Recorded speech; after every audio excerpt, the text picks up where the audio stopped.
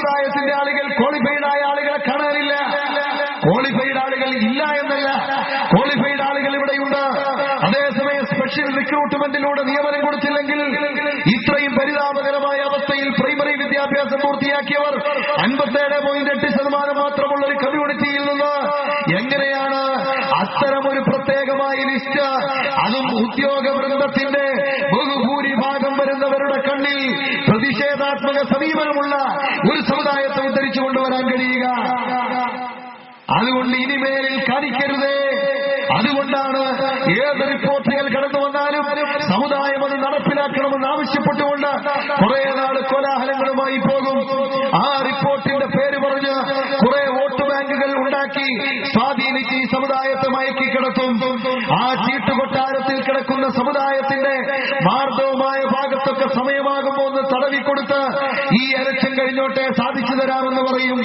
തൽക്കാലം മയങ്ങിക്കിടക്കുന്ന സമൂഹത്തെ വീണ്ടും വിഡ്ഢികളാക്കി അധികാരി വർഗം വീണ്ടും വീണ്ടും മുന്നോട്ട് പോകും.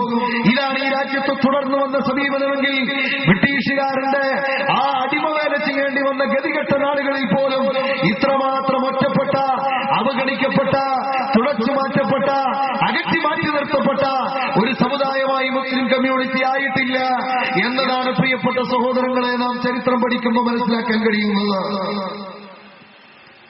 നമുക്ക് ഈ രാജ്യത്ത് പ്രതീക്ഷ ഇനിയും കുറവാണ്. എന്തുകൊണ്ടാണ് പ്രതീക്ഷ കുറവ്? അനുഭവങ്ങളുടെ വെളിച്ചത്തിൽ മാത്രമല്ല, ഇവിടുത്തെ തലമുറകൾക്ക് പഠിപ്പിക്കപ്പെടുന്ന വിദ്യാഭ്യാസത്തിന്റെ ഏറ്റവും പ്രധാനപ്പെട്ട മേഖലയായി ഈ രാജ്യത്തിന്റെ ചരിത്രത്തിൽ വളരെ വലിയ വൈകൃതം സംഭവിച്ചു പോയിട്ടുണ്ട്. ഈ രാഷ്ട്രത്തിന്റെ ചരിത്രം ആരാ പഠിപ്പിക്കേണ്ടത്?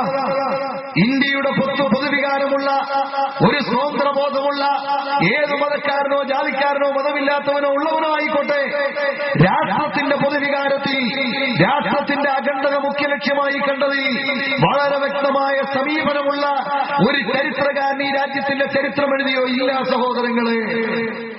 വില്യം ജോർജ് എന്ന് പറയുന്ന ബ്രിട്ടീഷുകാരനാണ് ഈ രാജ്യത്തിന്റെ ഫസ്റ്റ് ഹിസ്റ്ററി തയ്യാറാക്കിയത്.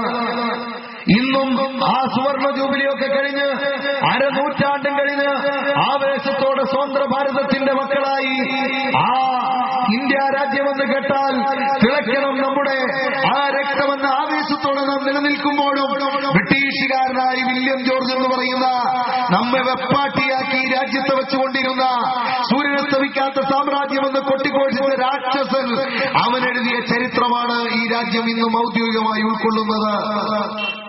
പഠിപ്പിക്കപ്പെടുന്ന ചരിത്രം അതാണ്. പിന്നെ മേനോനും പലരും ചരിത്രം എഴുതാനൊക്കെ തയ്യാറായി. പക്ഷേ ആ ചരിത്രമൊന്നും ഇവിടെ വെളിച്ചം കണ്ടില്ല. അതേ സമയത്ത് ആ ചരിത്രത്തിന് മറ്റൊരു സ്വാധീനങ്ങളുമില്ല. സ്വതന്ത്രവും നിഷ്പക്ഷവുമായി നീതിപരമായ ഒരു ചരിത്രത്തിന്റെ സൃഷ്ടിപ്പ് ഇവിടെ നടത്താൻ പോലും കഴിയുന്നില്ല. അതുകൊണ്ട് വില്യം ജോർജ് എന്ന് പറയുന്ന പഴയ ബ്രിട്ടീഷുകാരന്റെ ചരിത്രം സാധാരണ ഒരു ഹിസ്റ്ററി, ഒരു കാലഘട്ടത്തിലെ ജനങ്ങളെ ഡിവൈഡ് ചെയ്ത് ചരിത്രം പഠിപ്പിക്കുമ്പോൾ ancient age, modern age, middle age, ആധുനിക കാലഘട്ടം, മധ്യകാലഘട്ടം, പൗരാണിക കാലഘട്ടം എന്നിങ്ങനെയാണ് വേർതിരിക്കുന്നതെങ്കിൽ വില്യം ജോർജ് എന്ന് പറയുന്ന ബ്രിട്ടീഷുകാരൻ ഇന്ത്യ രാജ്യത്തിന് വെച്ചു നീട്ടിയ വിഷലിപ്തമായ ചരിത്രത്തിൽ ഹിന്ദു പീരീഡ്, മുസ്ലിം പീരീഡ്, മോഡേൺ പീരീഡ്, ഹിന്ദു കാലഘട്ടം, മുസ്ലിം കാലഘട്ടം, ആധുനിക കാലഘട്ടം എന്നിങ്ങനെയാണ് വേർതിരിക്കുന്നത് സഹോദരങ്ങളെ. പിന്നെങ്ങനെയാണ് ഒറ്റപ്പെട്ട ചില കലാപഭൂമികളും ഏറ്റവും വൃത്തികെട്ട ഗുജറാത്തും ഈ രാജ്യത്തുണ്ടാകാതിരിക്കുന്നത്? ഈ ചരിത്രം പഠിച്ചു വരുന്നവൻ ഈ ചരിത്രത്തിലൂടെ കുത്തിവെക്കപ്പെടുന്ന ഇഞ്ചക്ഷനുകളുടെ അടിസ്ഥാനത്തിൽ make me convinced that every individual lover of India would loyally and heartily cooperate with the British people in interest of India itself. ഈ രാജ്യം ഒറ്റക്കെട്ടായി മതജാതി വർഗ വർണ്ണ ഭേദമന്യേ രാഷ്ട്രത്തിലെ ജനങ്ങൾ ഒറ്റക്കെട്ടായി സ്വാതന്ത്ര്യ സമരത്തിന്റെ ഗോതയിൽ മാറി വിരിച്ചു നിൽക്കുമ്പോൾ ബ്രിട്ടീഷുകാരന്റെ ആധുനിക ആയുധങ്ങളെ പോലും മനക്കരുത്തുകൊണ്ട് പരാജയപ്പെടുത്താൻ ശ്രമിക്കുമ്പോൾ നെഞ്ച് തുറന്നിട്ടുകൊണ്ട് ഗാന്ധിജി അടക്കമുള്ളവർ വെടിയുണ്ടകൾ ഏറ്റുവാങ്ങാൻ സന്നദ്ധരായി സമർപ്പണ ബുദ്ധിയോടെ നിൽക്കുമ്പോൾ അതിന്റെ കാൽച്ചുവട്ടിൽ നിന്ന് ഈ രാജ്യത്തെ ഒറ്റകൊടുക്കാൻ ഇറങ്ങി തിരിച്ചവരുടെ അനുയായികളാണ് ഈ രാഷ്ട്രത്തിൽ മുസ്ലിംകളുടെ ഐഡന്റിറ്റി ചോദ്യം ചെയ്ത്, അല്ലെങ്കിൽ ഐഡന്റിറ്റിയെ തെറ്റിദ്ധരിപ്പിച്ച്, അല്ലെങ്കിൽ ഈ സമൂഹം പാകിസ്ഥാന്റെ ആളുകളാണെന്നും ഇവർക്ക് ശക്തി കൊടുത്താൽ രണ്ടാമതൊരു പാകിസ്ഥാൻ ഇവിടെ വീണ്ടും ഉണ്ടാകുമെന്നും പറഞ്ഞ് തെറ്റിദ്ധരിപ്പിച്ചുകൊണ്ട് മുന്നോട്ട് വരുന്നതെങ്കിൽ പ്രിയപ്പെട്ട സഹോദരങ്ങളെ, അതിനെ അടിസ്ഥാനപ്പെടുത്തിയാണ് ഈ രാജ്യത്തിന്റെ പല ചലനങ്ങളും ഉണ്ടാകുന്നതെന്ന് ദൗർഭാഗ്യകരമായ അവസ്ഥ നാം മനസ്സിലാക്കേണ്ടത്. മനസ്സിലാക്കേണ്ടിയിരിക്കുന്നു. തെഹൽക്ക പോലെയുള്ള വെളിപ്പെടുത്തലുകൾ കൊണ്ട് രാജ്യത്ത് കേട്ടതെന്താണ്?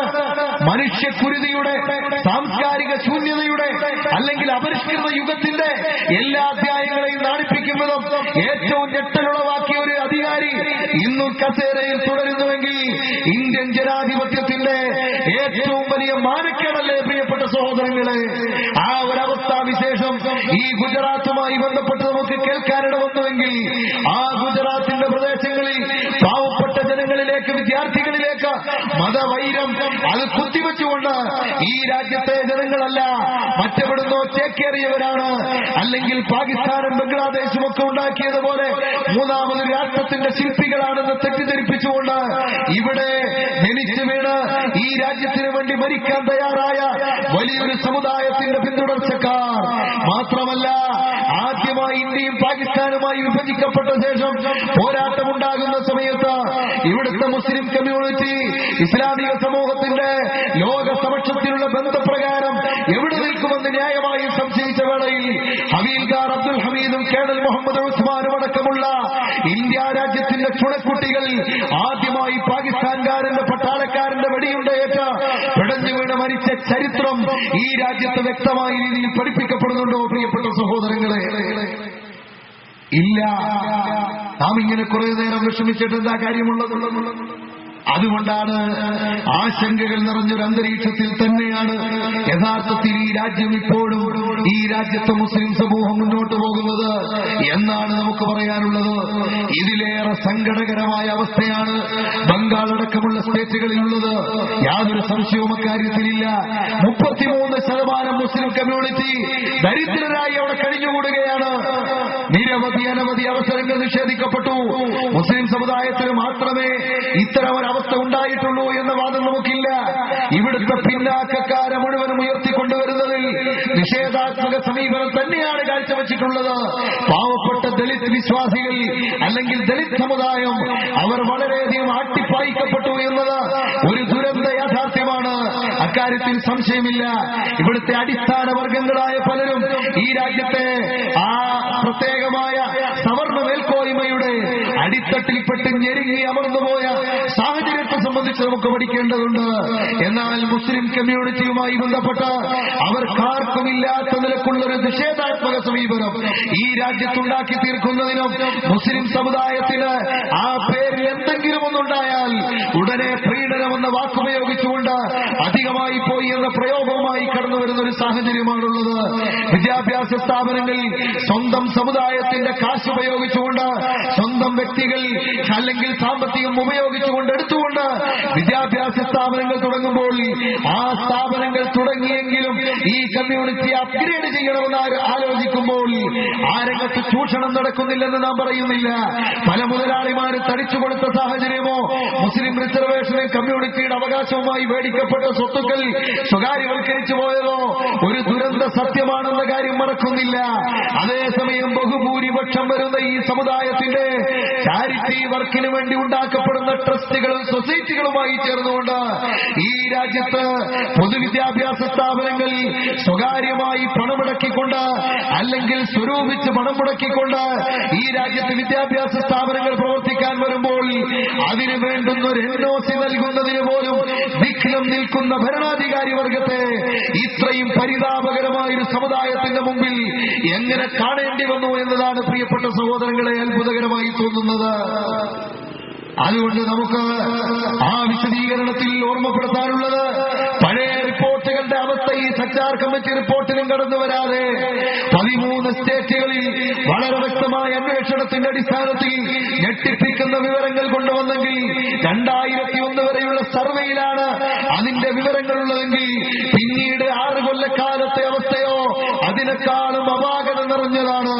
2005 ഈ കമ്മീഷനെ നിശ്ചയിക്കുന്നതെങ്കിൽ ആ 2005 മാർച്ച് 9 നിശ്ചയിക്കപ്പെട്ട കമ്മീഷൻ കമ്മീഷനാണ് ഈ അന്വേഷണ റിപ്പോർട്ടിലൂടെ വെളിപ്പെടുത്തിയതെങ്കിൽ 2005 കഴിഞ്ഞ് 2007 നിൽക്കുന്ന സമയത്ത് ഈ പുതിയ റിപ്പോർട്ടിന്റെ അടിസ്ഥാനത്തിൽ 2001 മാത്രം സർവേയുടെ അടിസ്ഥാനത്തിൽ ഒക്കെ ശേഖരിച്ച വിവരങ്ങളാണ് 2005 നിശ്ചയിച്ച കമ്മിറ്റി ഇവിടെ വെളിപ്പെടുത്തിയതെങ്കിൽ 2005 അവസ്ഥ എന്തായിരിക്കുമെന്നത് പിന്നെയും ചിന്തിക്കാൻ വളരെയധികം വിഷമിപ്പിക്കുന്ന സാഹചര്യമാണ്. ഇത് നാം വളരെ വ്യക്തമായി മനസ്സിലാക്കേണ്ടതുണ്ട്. അതുകൊണ്ട് വിദ്യാഭ്യാസ രംഗത്ത് ഈ സമുദായം ശ്രദ്ധിക്കുകയും വിശ്വാസപരമായി അതിന്റെ തനിമ നിലനിർത്തി ഐക്യത്തോടെ ഈ സമുദായത്തിന് ആ ഒരു കേവല വോട്ട് ബാങ്കായി അധപ്പതിക്കാതെ ആര് അധികാരത്തിലിരുന്നാലും ഈ സമുദായത്തെ ആവശ്യമുണ്ടെങ്കിൽ സമുദായത്തിന് ആവശ്യമുള്ള കാര്യങ്ങൾ അധികാരികൾ ചെയ്തു തന്നേ പറ്റൂ.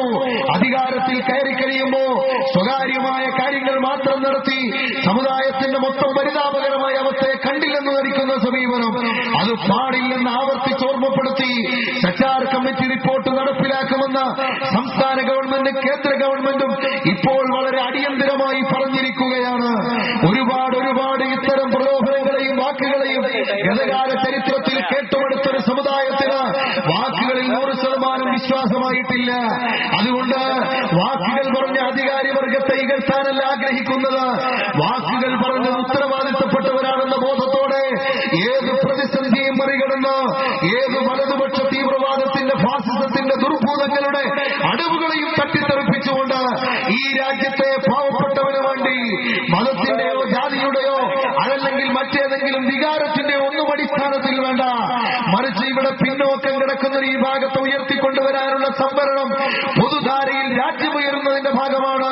അല്ലാതെ ആരെയും ഞെട്ടിപ്പിക്കാനോ ആരെയും വേദനിപ്പിക്കാനോ ആരുടെയും അവകാശം എടുത്തു മാറ്റിക്കൊടുക്കാനോ ആരുടെയെങ്കിലും അവസരം നിഷേധിക്കപ്പെടാനോ അല്ല, മറിച്ച് ഈ രാജ്യത്ത് താഴെ കിടക്കുന്നവരെ ഉദ്ധരിച്ചു കൊണ്ടുവരാനുള്ള ആ ക്രിയാത്മകമായ ധാർമ്മിക സമരത്തിൽ അല്പമെങ്കിലും ആത്മാർത്ഥതയുണ്ടെങ്കിൽ കേന്ദ്ര ഗവൺമെന്റും സംസ്ഥാന ഗവൺമെന്റുകളും ആത്മാർത്ഥമായി ആ വിഷയം നടപ്പിലാക്കുന്നതിന് രംഗത്ത് വരണമെന്നും കേരള സംസ്ഥാന ഗവൺമെന്റുകൾ ചിലപ്പോഴൊക്കെ ആ രംഗത്ത് മാന്യമായി പെരുമാറിയിട്ടുണ്ടെന്ന വസ്തുത ഉൾക്കൊണ്ടുകൊണ്ട് തന്നെ മാറി മാറി വരുന്ന എന്നിട്ടും സംസ്ഥാന സർക്കാരുകൾ കേരളത്തിൽ ഇത്രയും വലിയ പുരോഗമന സാക്ഷരത പ്രവർത്തനങ്ങൾ നടന്നിട്ട് പോലും വേണ്ടത്ര ഈ സമുദായത്തിന് ലഭ്യമാക്കുന്നതിൽ എല്ലാവരും പരാജയപ്പെട്ട ഈ പശ്ചാത്തലത്തിൽ നിന്നുകൊണ്ട് പ്രശ്നങ്ങൾക്ക് പരിഹാരം കണ്ട് വേദനകളെ പരിഹരിച്ച് സ്പെഷ്യൽ റിക്രൂട്ട്മെന്റിലൂടെ അതുപോലെ പ്രത്യേക ജഡ്ജി നിയമനങ്ങളിലൂടെ ഈ രാജ്യത്ത് വിദ്യാഭ്യാസ രംഗത്തുള്ള അവസരങ്ങൾ കൂടുതൽ വിശാലമാക്കി സമുദായത്തിന് നൽകിക്കൊണ്ട്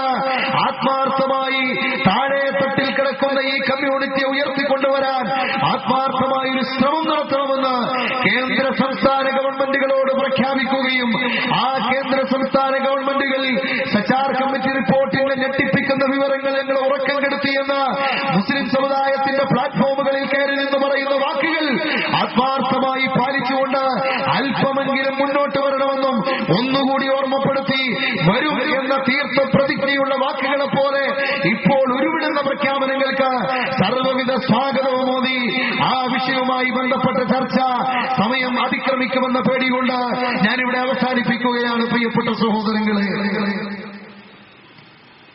നമുക്കിനി മനസ്സിലാക്കാനുള്ളത്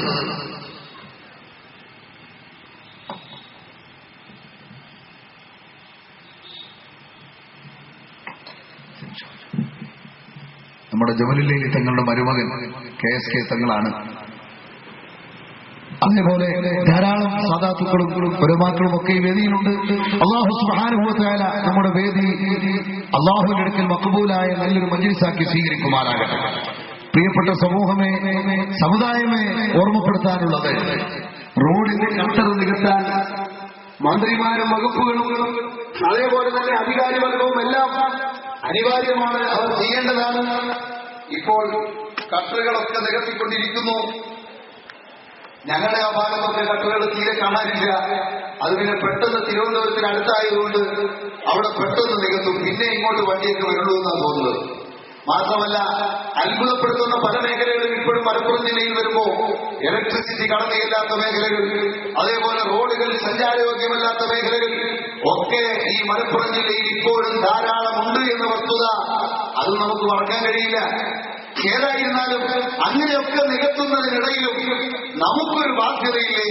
മഹാനായ ശൈഖുനാ കുണ്ടൂർ ഉസ്താദ് നവ്വറല്ലാഹു മർഖദഹു മഹാനവറുകളാ വഫാത്താകുന്നതിന് ദിവസങ്ങൾക്ക് മുമ്പ് സാമൂഹ്യ പ്രവർത്തന രംഗത്ത് ഒരു വലിയ ഇതിഹാസമായി മാറിയിരുന്ന മഹാനവറുകളിൽ അവിടുത്തെ റോഡിലെ കട്ടറുകൾ നികത്തുന്ന ജോലിക്ക് വേണ്ടി SYSന്റെയും SSFന്റെയും പ്രവർത്തകരുമായി റോഡിലേക്ക് ഇറങ്ങുകയാണ്. 3-4 പേരുമായി രാവിലെ ഇറങ്ങി. കുറെ നേരം കഴിയുമ്പോൾ 10-30 പേര് അവരുടെ കയ്യിലും വീടുകളിലും ഉണ്ടായിരുന്ന ആയുധങ്ങൾ അഥവാ ഈ ഉപകരണങ്ങളുമായി വന്നുകൊണ്ട് ആ റോഡിലെ കട്ടറുകൾ നികത്തിക്കൊണ്ടിരിക്കുകയാണ്.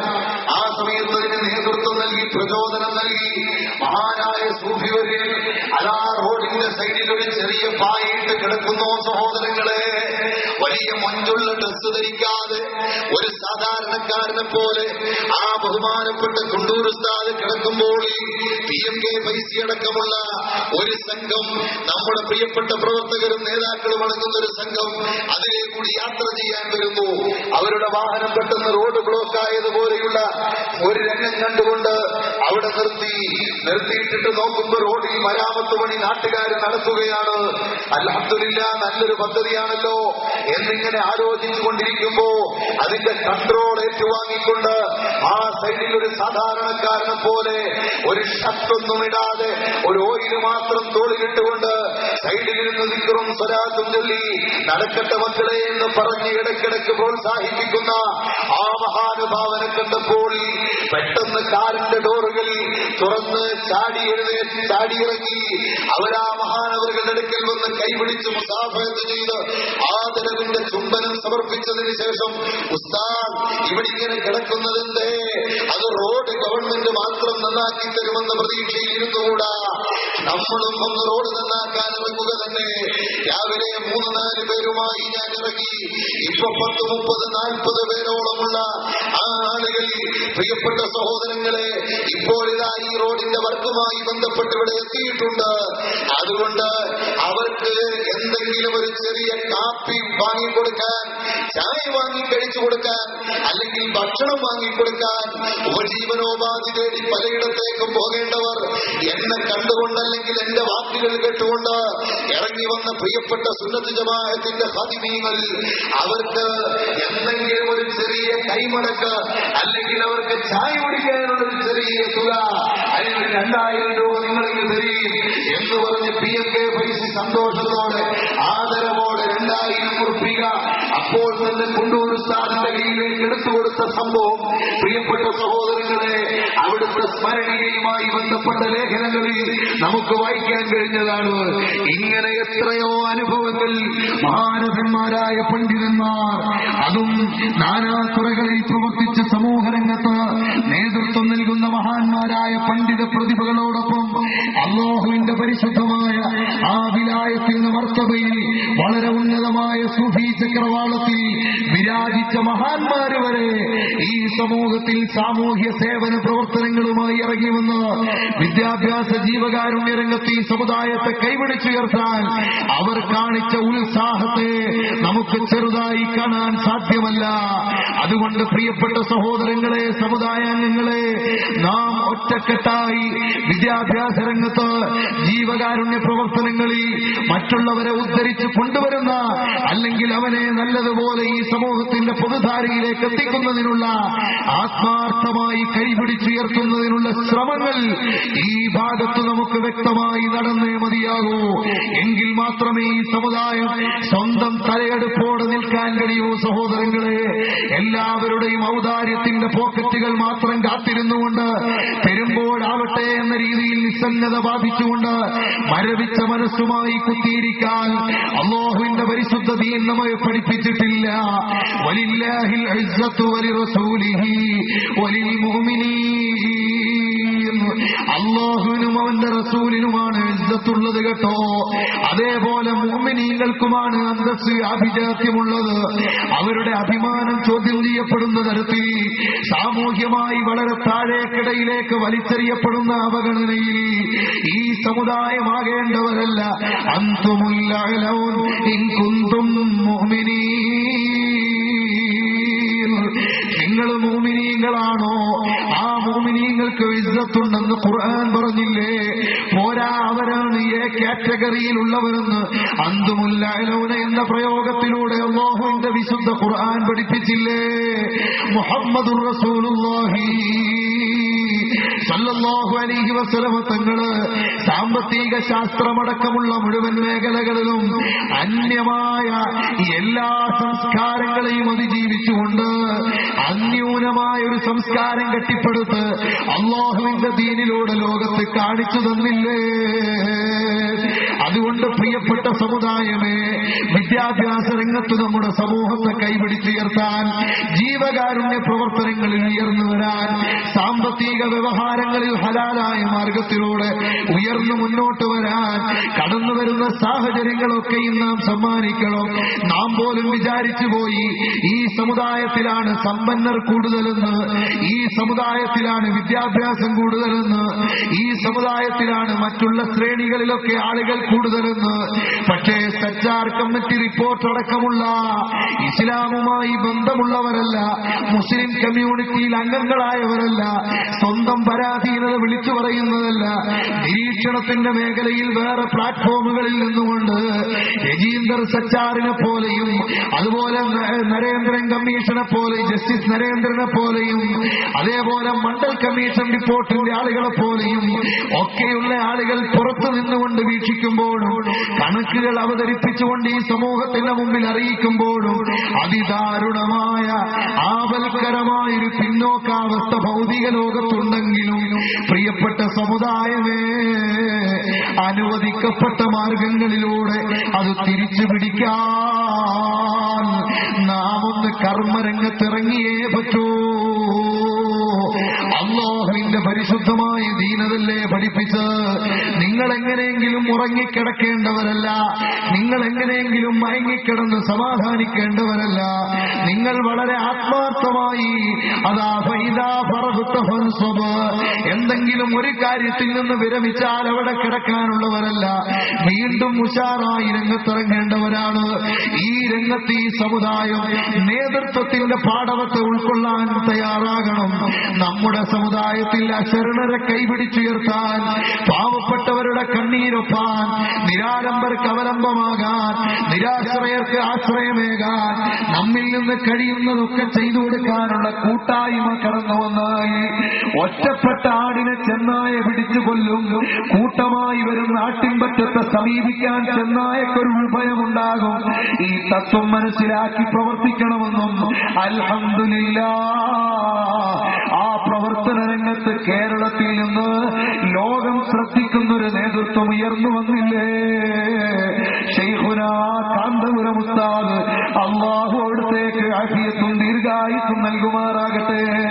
പ്രിയപ്പെട്ട സഹോദരങ്ങളെ, ചരിത്രപരമായ വിദ്യാഭ്യാസ രംഗത്തെ പിന്നോക്കാവസ്ഥയാണ് ഈ സമുദായം പരിതാപകരമായ അവസ്ഥയിലേക്ക് ആപതിക്കാൻ യഥാർത്ഥ കാരണമെങ്കിൽ ആ വിദ്യാഭ്യാസ രംഗത്ത് ഇംഗ്ലീഷ് പഠിക്കാൻ ചില ക്യാമ്പസുകളിലേക്ക് മുസ്ലിം പേരുകളിൽ പറഞ്ഞുവിട്ടവർ ക്രിസ്ത്യൻ മിഷനറിയുടെയോ ബ്രിട്ടീഷുകാരന്റെ ദുഷ്ടലാക്കോടെയുള്ള ആധിപത്യത്തിന്റെയോ പേരിൽ മതത്തെ പോലും വലിച്ചെറിഞ്ഞ ക്യാമ്പസുകളിൽ നിന്ന് ദുഷ്ട പ്രോഡക്റ്റുകളായി പുറത്തു വന്നപ്പോൾ ആലിമീങ്ങൾ വേദനിച്ചിരുന്ന പശ്ചാത്തലത്തിൽ ഈ സമുദായം അപകടകരമായ അവസ്ഥയിലേക്ക് എന്തെല്ലാം നഷ്ടപ്പെട്ടാലും ആഖിറം നഷ്ടപ്പെടുന്ന അവസ്ഥ വരരുത് എന്ന് സൂക്ഷ്മതയോടെ ധാർമ്മികമായി മുന്നോട്ട് നീങ്ങിയ സമുദായത്തെ പരമാവധി ഒതുക്കാനുള്ള അവസരങ്ങൾ സൃഷ്ടിക്കപ്പെട്ടപ്പോൾ അതിലൊരു വിവേചന മനസ്ഥിതിയോടെ, ഒരു വിവേചനത്തിന്റെ പ്രത്യേകമായ അറിവോടെ, വിവേചന മനസ്ഥിതിയല്ല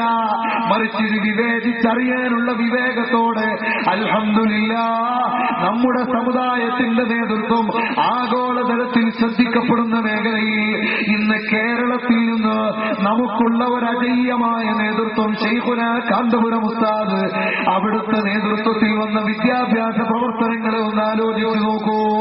കേവലം സെക്ഷുവൽ സ്റ്റഡിക്ക് പ്രാധാന്യം നൽകി വിദ്യാഭ്യാസം എന്നത് പോലും ഇന്ന് തരംതാണ പണിയായി മാറിക്കൊണ്ടിരിക്കുമ്പോ ഒരു ചെറിയ നിഷ്കളങ്കനായ കുട്ടിയെ ഒരു വലിയ കാട്ടാളനാക്കി മാറ്റുന്ന പ്രക്രിയയാണോ വിദ്യാഭ്യാസം? ചോദിച്ചു പോവുകയാണ്. കാരണം ബട്ട്ലറെ പോലെയുള്ള ഫിലോസഫേഴ്സ് എഡ്യൂക്കേഷന് കണ്ട ഡെഫിനിഷൻ എന്തായിരുന്നു എന്നറിയുമോ? ഒരു ചെറിയ കാട്ടാളനെ ഗ്രേറ്റ് ജെന്റിൽമാനാക്കി പരിവർത്തനം ചെയ്യുന്ന പ്രോസസ് എന്നായിരുന്നു എഡ്യൂക്കേഷന് നിർവചനം കണ്ടിരുന്നതെങ്കിൽ നേരെ ഉൾട്ടയായി മാതാവിന്റെ മടിത്തട്ടിലേക്ക് പിറന്നു വീണ ഒന്നുമറിയാത്ത നിരപരാധിയായ നിഷ്കളങ്കനായ കുഞ്ഞ് പാപ്പന്റെ തലോടലും ഉമ്മാന്റെ മുത്തവും ഏറ്റുവാങ്ങി സമയം കഴിയുന്നതിന് മുമ്പ് LKG എന്ന പ്രത്യേകമായ കുരിശിലേക്ക് വലിച്ചെറിയപ്പെട്ട ആ കുട്ടി. കാരണം ഞാനെങ്ങനെ പറയാൻ കാരണം ആ ബാല്യ സമയത്ത് വിദ്യാഭ്യാസം കൊടുക്കുന്നത് ശാസ്ത്രീയമല്ലെന്ന് സയന്റിസ്റ്റുകൾ വരെ പറയുന്നു. പക്ഷേ ഒരു ഗതികേട് ആ സയന്റിസ്റ്റിന്റെ മോനെയും LKGയിൽ 2.5 വയസ്സിൽ ചേർക്കുന്നു. അങ്ങനെയുള്ള പ്രത്യേകമായ ഒരു പ്രകൃതി വിരുദ്ധമായ സമീപനമെന്നാണ് അതിനെ സംബന്ധിച്ച് ബുദ്ധിരാക്ഷസന്മാർ പറയുന്നതെങ്കിൽ ആ LKGയിലേക്ക് വലിച്ചിടുമ്പോൾ ആ കുട്ടിയുടെ സാംസ്കാരിക പശ്ചാത്തലം രൂപപ്പെട്ടു വരേണ്ടുന്ന വിദ്യാഭ്യാസ മേഖല മോറൽ സ്റ്റഡിക്ക് പ്രാധാന്യം നൽകാതെ സെക്ഷുവൽ സ്റ്റഡിക്കടക്കം പ്രാധാന്യം നൽകി എല്ലാ കടപ്പാടുകളെയും ബന്ധനങ്ങളായി ചിത്രീകരിച്ചു കൊടുത്ത് സ്വതന്ത്രവിഹാരത്തിന് നിയമങ്ങളില്ലെന്ന് തോന്നിപ്പിച്ച് കടപ്പാടുകളില്ലാത്തൊരു ലോകത്തേക്ക് പറന്നുയരാൻ ഏത് അധാർമികതയുടെ മേഖലയും വെട്ടിപ്പിടിച്ചുകൊണ്ട് മോൻ ഉയർന്നു വരട്ടെ എന്ന ചിന്താഗതിയുള്ള പിതാക്കളുടെ മനസ്സിനെ ചൂഷണം ചെയ്തുകൊണ്ട് വിദ്യാഭ്യാസ മേഖലയിലൂടെയും കനത്ത ആപത്ത് കടന്നു വരുന്ന ഈ കാലയളവിൽ മോറൽ സ്റ്റഡിക്ക് പ്രാധാന്യം നൽകി ഒരു ക്യാമ്പസിൽ നിന്ന് തന്നെ ഭൗതികവും ആത്മീയവുമായ വിദ്യാഭ്യാസം ഈ സമുദായത്തിൽ ഉണ്ടാകണമെന്നും എഞ്ചിനീയർ മോമിനുമാർ ഉണ്ടാകണം, ഡോക്ടർ മോമിനുമാർ ഉണ്ടാകണം,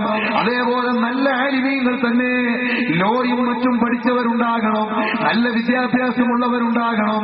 ഇങ്ങനെ ചിന്തിച്ചുകൊണ്ട് ഡോക്ടർമാരെയും എഞ്ചിനീയർമാരെയും അടക്കം ടെക്നിക്കൽ മേഖലയിൽ നിരവധി നല്ല സ്കോപ്പുള്ള നിരവധി മേഖലകളിൽ നല്ല പ്രൊഫഷണലുകളെയും സൃഷ്ടിച്ചുകൊണ്ട് ഈ കഴിഞ്ഞ 10-30 കൊല്ലക്കാലമായി 3 പതിറ്റാണ്ട് കാലമായി അള്ളാഹുവിന്റെ അനുഗ്രഹത്താൽ മർക്കസ് എന്ന മഹത്തായ വിദ്യാഭ്യാസ സ്ഥാപനമടക്കമുള്ള പ്രവർത്തനങ്ങളുമായി ബന്ധപ്പെട്ട് 400-ൽ പരം അത്തരം വിദ്യാഭ്യാസ സ്ഥാപനങ്ങൾ കേരളത്തിലും അയൽ സംസ്ഥാനങ്ങളിലും അതുപോലെ ഗൾഫ് നാടുകളിൽ വരെ അതിന് മാതൃകയോടെ വിദ്യാഭ്യാസ സ്ഥാപനങ്ങൾ കെട്ടിപ്പടുക്കാനും വിദ്യാഭ്യാസ രംഗത്തൊരു പുത്തൻ ഉണർവുമായി കടന്നു വരാനും നവോത്ഥാന നായകരായി കടന്നുവന്ന ബഹുമാനപ്പെട്ട മമ്പുറന്തങ്ങളും ഉമർഖാദിയും തെറ്റിദ്ധരിക്കപ്പെട്ട സാഹചര്യത്തിൽ അവർ നവോത്ഥാനത്തിന്റെ യഥാർത്ഥ വാഹകരാണെന്ന് ഉറക്കെ പ്രഖ്യാപിച്ചുകൊണ്ട് ആധുനിക ലോകത്ത് എഴുതിത്തള്ളാൻ പറ്റുന്നവരല്ല സുന്നി ശക്തിയെന്ന് ശരിക്കും ബോധ്യപ്പെടുത്തി കൊടുക്കാൻ നമ്മുടെ കേരളത്തിൽ നിന്ന് അല്ലാഹു ഭാഗ്യം തന്ന ഒരു വലിയ മുത്താണ്, മുത്തിന്റെ മുത്താണ്, സ്വത്താണ് ശൈഖുനാ AP ഉസ്താദ്. അല്ലാഹു ആഫിയത്തും ദീർഘായുസ്സും നൽകുമാറാകട്ടെ. പ്രിയപ്പെട്ട സഹോദരങ്ങളെ, ഇത് പറയുമ്പോൾ മർക്കസിന്റെ ടേബിളിന്റെ പുറത്ത് ഓഫീസിൽ ഇന്നൊരു ലെറ്റർ കിടപ്പുണ്ട്. ജോർദാനിലെ രാജാവിന്റെ ലെറ്ററാണ്. ആ ലെറ്റർ ഹെഡിൽ എഴുതിയിരിക്കുന്ന ലെറ്ററിൽ എന്താണുള്ളത്?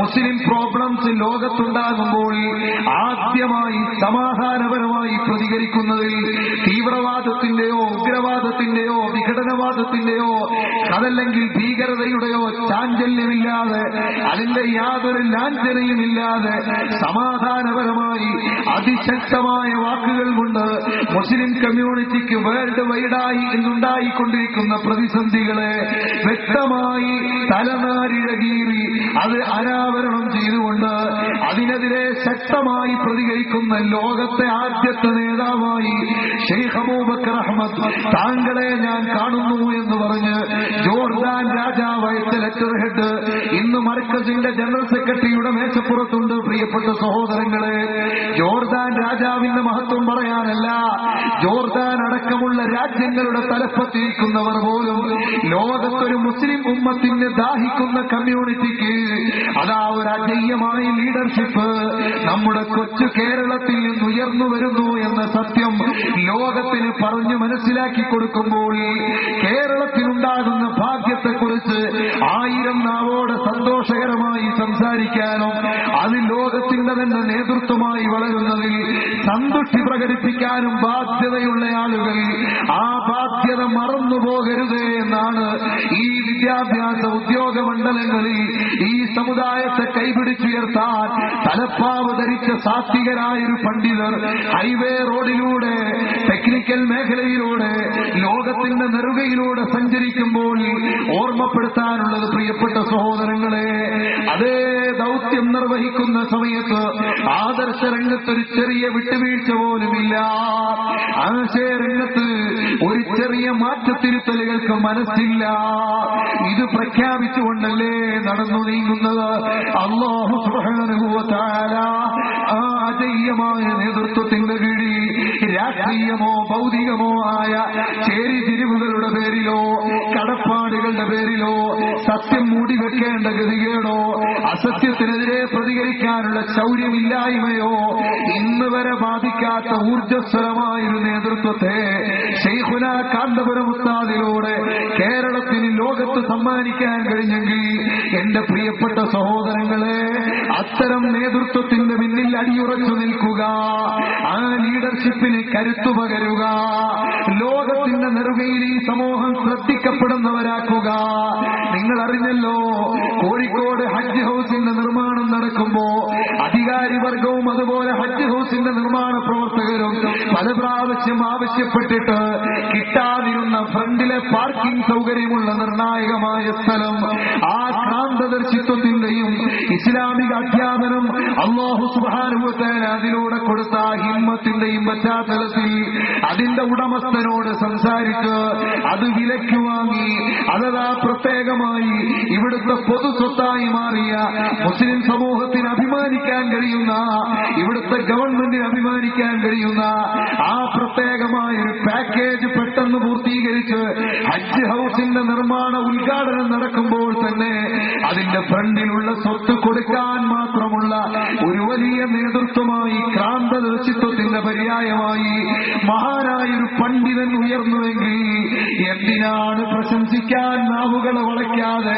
അല്ലെങ്കിൽ നാവുകൾക്ക് അതിനെന്തൊരു തടസ്സം സൃഷ്ടിക്കുന്നത് പോലെ പെരുമാറുന്നത് എന്തിനാ? അല്ലാഹു സുബ്ഹാനഹു വ തആല എല്ലാവിധ ഹിമ്മത്തും എല്ലാവിധ വിശേഷണവും നൽകി അല്ലാഹു ലോകത്തിന് മുസ്ലിം ഉമ്മത്തിന് ഒരു വലിയ നേതൃത്വത്തിന് ദാഹിക്കുമ്പോ നമ്മുടെ നാട്ടിൽ നിന്ന് പണ്ഡിത ശ്രേഷ്ഠരെ അല്ലാഹു സുബ്ഹാനഹു വ തആല ഉയർത്തി തരുമാറാകട്ടെ, അതിനുള്ള എല്ലാ വഴികളും എളുപ്പമാക്കി തരുമാറാകട്ടെ എന്ന് ആത്മാർത്ഥമായി ആഗ്രഹിച്ച് ദുആയിലെക്കുകയും കേവലം ചില്ലറ അനാവശ്യ സംസാരങ്ങളിലൂടെയോ പ്രവർത്തനങ്ങളിലൂടെയോ പ്രകോപിപ്പിക്കാൻ മാത്രം ചെയ്യുന്ന ചില പ്രവർത്തനങ്ങൾ മതത്തിന്റെ സീമകൾ ലംഘിക്കുന്നു എന്ന ഒരു പുനരാലോചന പോലുമില്ലാത്ത നടപ്പ് കാര്യങ്ങളിലൂടെയോ നമ്മുടെ ഐക്യം നഷ്ടപ്പെടുത്താതെ ഒറ്റക്കെട്ടായി സമുദായത്തിനു വേണ്ടി നിന്ന് അജയ്യമായൊരു അജണ്ടയുമായി മുന്നോട്ട് നീങ്ങി ഈ സമുദായം പുനരുദ്ധരിച്ച് മുന്നോട്ട് പോയേ മതിയാകൂ. അല്ലാഹു സുബ്ഹാനഹു വ തആല അതിനുള്ള എല്ലാ കരുത്തും നമ്മുടെ മഹത്തുക്കളായ നേതൃത്വത്തിലൂടെ നൽകുമാറാകട്ടെ. അവിടുന്ന് ആ നേതൃത്വം നൽകുമ്പോൾ ആ ഹിമ്മത്ത് മുഴുവനും ആരാണ് നൽകുന്നത്? താജുൽ ഉലമ ഉള്ളാള് തങ്ങളെ പോലെ 90 വയസ്സിന്റെ പടിവാതിൽക്കലെത്തുമ്പോഴും ചുറുചുറുക്കുള്ള ചെറുപ്പക്കാരെ പോലെ ദീനീ രംഗത്ത് അക്ഷീണം എത്തിച്ചുകൊണ്ടിരിക്കുന്ന മഹാന്മാർ. ഞാൻ ഓർത്തുപോകുന്നു, ഒരാഴ്ച മുമ്പ് നവംബർ 2, 3, 4 തീയതികളിൽ ഖാദിസിയയിലെ സമ്മേളനം നടക്കുമ്പോ ഞങ്ങളുടെ തെക്കൻ കേരളത്തിൽ കൊല്ലം ജില്ലയിൽ ബഹുമാനപ്പെട്ട ഉള്ളാള് തങ്ങൾ എത്തുകയാണ്. മഹാനവറുകൾ ശാരീരികമായി എത്രയോ ക്ഷീണത്തിലാണ്. അവിടെ വരുമ്പോ ആ ക്ഷീണമൊന്നും കാണിക്കുന്നില്ല. 45 മിനിറ്റോളം അവിടെ നിന്ന് സംസാരിച്ചു. നല്ല ഉറച്ച സംസാരം, അതേ ആധികാരികമായ സ്വരം, വിശേഷിച്ചും തെക്കൻ കേരളത്തിൽ എപ്പോഴും കേൾക്കാൻ അവസരം ലഭിക്കാത്ത ആ മഹാ അജയ്യ ശക്തിയായി വളർന്നു വരുന്ന സുന്നി പ്രസ്ഥാനത്തിന്റെ അമരക്കാരന്റെ ആഹ്വാനം അത് കേട്ട് പ്രിയപ്പെട്ട സഹോദരങ്ങളെ, തെക്കൻ കേരളത്തിലെ ആയിരക്കണക്കായ മുഅ്മിനീങ്ങൾ ഈമാനിക പ്രഭാ സ്വഭാവത്തിന്റെ മഹത്തായ സൗന്ദര്യം മനസ്സിലാക്കുകയാണ്. എന്നിട്ടതാ ദുആയിലൊന്നു കഴിഞ്ഞ് ആരും ഈ പ്രായത്തിൽ ഈ സമയത്ത് ഈ തിരക്കിനിടയിൽ ബഹുമാനപ്പെട്ടവരുടെ കൈ മുസാഫഹത്ത് ചെയ്യാൻ കൊടുക്കാൻ പറയാറില്ല. അതേ സമയത്ത് ചോദിച്ചപ്പോൾ ആ ദിക്ർ ഹൽഖയുടെ മജ്‌ലിസിൽ വന്ന മുഴുവൻ ആളുകളും അവരൊന്ന് കൈ തൊട്ടുമുട്ടാൻ ആഗ്രഹിച്ച സമയത്ത് അതിന് ഞങ്ങൾ പോലും പ്രതീക്ഷിക്കാതെ ആ ബഹുമാനപ്പെട്ടവർ അനുവദിക്കുകയാണ്. അങ്ങനെ മുഴുവൻ പേരും കൈപിടിച്ചു മുത്തിയിട്ട് പോകുമ്പോ ഞാൻ ബഹുമാനപ്പെട്ട തങ്ങളോട് ചോദിച്ചു, വല്ലാതെ ബുദ്ധിമുട്ടായി പോയോ? എപ്പോഴും നമ്മളെ കാണുന്നില്ലല്ലോ, ഞാൻ അവരെയും കാണുന്നില്ലല്ലോ, അതുകൊണ്ട് മുത്തിക്കോട്ടെ. അല്ലാഹുവിന്റെ പരിശുദ്ധ ദീനിനോടുള്ള മഹബത്ത് കൊണ്ട്, റസൂലുള്ളാഹി തങ്ങളുടെ കുടുംബത്തോടുള്ള സ്നേഹം കൊണ്ടല്ലേ മലബാർ പോലെ ധാരാളം ആലിമീങ്ങളും സാദാത്തുക്കളും ധാരാളമായി ഇല്ലാത്ത സ്ഥലമല്ലേ എന്നൊക്കെ ചോദിച്ചുകൊണ്ട് എത്ര സ്നേഹമസൃണമായിട്ടാണ് ആ സമൂഹത്തെ വാരിപ്പുണർന്ന് ദീനിന്റെ ദഅവത്തിലേക്ക് കൊണ്ടുവരാൻ ഇന്നും 90ന്റെ പടിവാതിൽക്കൽ നിന്നുകൊണ്ട് മഹാനുഭാവൻ ശ്രമിക്കുന്നത്. അല്ലാഹു ആഫിയത്തും ദീർഘായുസ്സും നൽകുമാറാകട്ടെ. വളരെ വൈകി ഉള്ളാളത്തെത്തുമ്പോഴും അതാ അവിടുത്തെ ഇബാദത്തുമായുള്ള കാർക്കശ്യ ബുദ്ധിയോടെ അല്പനേരം മയങ്ങിയിട്ടെഴുന്നേറ്റ് തഹജ്ജുദ് നിസ്കരിക്കുകയും പിന്നീട് ഔറാദുകൾ കൊണ്ട് സുബഹി നിസ്കാരം വരെ മുട്ടിക്കുകയും സുബഹി നിസ്കരിച്ചു കഴിഞ്ഞാൽ ഇത്ര പേജ് ഖുർആൻ ഓതിയിട്ടേ സബത്തിന്റെ ഹാളിലേക്ക് കടക്കുകയുള്ളൂ, കിതാബ് ദർസ് നടത്തി കൊടുക്കാൻ എത്തുകയുള്ളൂ എന്ന് പറയുന്ന ആ നിർബന്ധ ബുദ്ധിയോടെ ചിട്ടയോടെ ഇന്നും സൂക്ഷിക്കുന്ന പലരും പലതും പറയാൻ തുടങ്ങിയെങ്കിൽ ആ പറഞ്ഞവരൊക്കെ എവിടെ പോയി എന്നറിയില്ല. കാണാതെ തുഹഫ അടക്കമുള്ള വലിയ ഗ്രന്ഥങ്ങൾ ഇന്നും ദർസ് നടത്തി കൊടുക്കുന്ന മഹാൻ കരുവന്തുരുത്തിയിലെ സ്വലാത്ത് മജ്‌ലിസിനോട് ചേർന്ന് ഉലമാക്കൾക്കുള്ള ദർസ് തുടങ്ങി. അതിന്ന് വളരെ പ്രശസ്തമായി മാറി.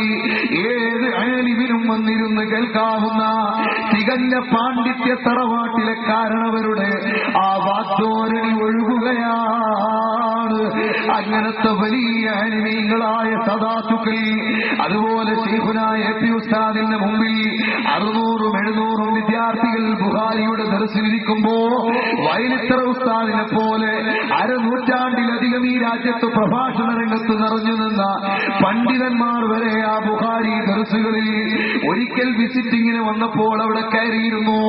സബക്ക് മുഴുവനും കേട്ടിട്ട് വല്ലാത്തൊരു പാണ്ഡിത്യത്തിന്റെ ഉടമ തന്നെയാണ് ആ ഹദീസിന്റെ വിശദീകരണത്തിലൂടെ മനസ്സിലാകുന്നതെന്ന് വയലിത്തറ മുഹമ്മദ് കുഞ്ഞുമൗലവി അടക്കമുള്ള നമ്മുടെ രാജ്യത്ത് അറിയപ്പെട്ട പ്രഭാഷകരും പ്രസംഗകരും പണ്ഡിതരും എല്ലാവരും ഒരുമിച്ചൊന്നായി സമ്മതിക്കുകയും അല്ലാഹുവിന്റെ അനുഗ്രഹത്താൽ അറബ് ലോകത്ത് വരെ ഔദ്യോഗിക ഉപദേഷ്ടാവായി വരെ അംഗീകരിക്കാനും അതേപോലെ UAE പോലെയുള്ള രാജ്യത്ത് അവിടുത്തെ ഉത്തരവാദിത്തപ്പെട്ട ഭരണാധികാരികളിൽ നേതൃത്വം നൽകുന്ന റഈസുദ്ദൗലയെ പോലെയുള്ളവർ റമദാനിൽ ലോക ആലിമീങ്ങളെ വിളിച്ചു വരുത്തുമ്പോ അതിലൊന്നാമതായി ക്ഷണിക്കപ്പെടാനും ഒക്കെയുള്ള സാഹചര്യം അല്ലാഹു സുബ്ഹാനഹു വ തആല നൽകി.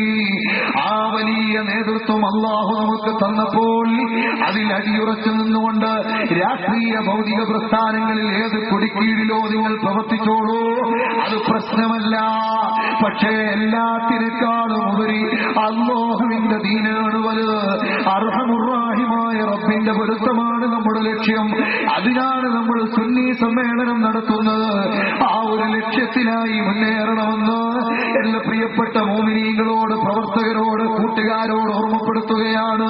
നിങ്ങൾക്കറിയുമല്ലോ സഹോദരങ്ങളെ, നാം വളരെ വേദനിക്കുന്ന, വളരെ പേടിപ്പെടുത്തുന്ന ഒരു റിപ്പോർട്ടിന്റെ ശരിയായ വിവരണം, അതിന്റെ ഒരു ചെറിയ സൂചന മാത്രം ഇവിടെ നൽകിയപ്പോ നമ്മൾ വളരെ സർപ്രൈസായിരിക്കുന്നെങ്കിൽ മോമിനീങ്ങളെ, നമുക്കതിനേക്കാളും വലിയൊരു ലോകത്ത് ഇതിനേക്കാളും വലിയൊരു പതനം വന്നുകൂടാ. ദുനിയാവിലെ പതനത്തിന് ലിമിറ്റുണ്ട് കേട്ടോ. ഇവിടുത്തെ സ്ഥാനക്കുറവിന് ഒരു കാലാവധിയുടെ അവസരമുണ്ട് കേട്ടോ. അതേസമയം മരിക്കാത്തൊരു ലോകത്ത് പരലോകത്തേക്ക്, ആഖിറത്തിലേക്ക് പോകേണ്ടവരാണ്. ഏത് പുരോഗതിയുടെ നടുക്കടലിൽ ചെന്നാലും, ഏത് വിദ്യാഭ്യാസത്തിന്റെ നെറുകയിലെത്തിയാലും, ഏതെല്ലാം അവസരങ്ങൾ വാണിജ്യ വ്യാവസായിക രംഗത്ത് കിട്ടിയാലും അർഹമുർറാഹിം വിരോധിച്ച പഠിപ്പിച്ച മാർഗത്തിലൂടെ നമുക്ക് വേണ്ട. അതുകൊണ്ടാണ് സച്ചാർ കമ്മിറ്റിയുടെ ഒരു ഭാഗം ബാങ്കിംഗ് മേഖലയിലെ തൊഴിലാളികളിൽ ഏറ്റവും കുറവ് മുസ്ലിങ്ങളാണെന്ന് കാണിച്ചിട്ടുണ്ട്. ഞാൻ എന്റെ പ്രസംഗത്തിൽ ആ ഭാഗം തീരെ ടച്ച് ചെയ്യാതിരുന്നത് എന്തുകൊണ്ടെന്നറിയുമോ? ബാങ്കിംഗ് മേഖലയിലുള്ള ഉയർച്ച നാം ഉദ്ദേശിക്കുന്നില്ല. പലിശയിൽ അധിഷ്ഠിതമായ ബാങ്കിംഗ് സംവിധാനത്തോട്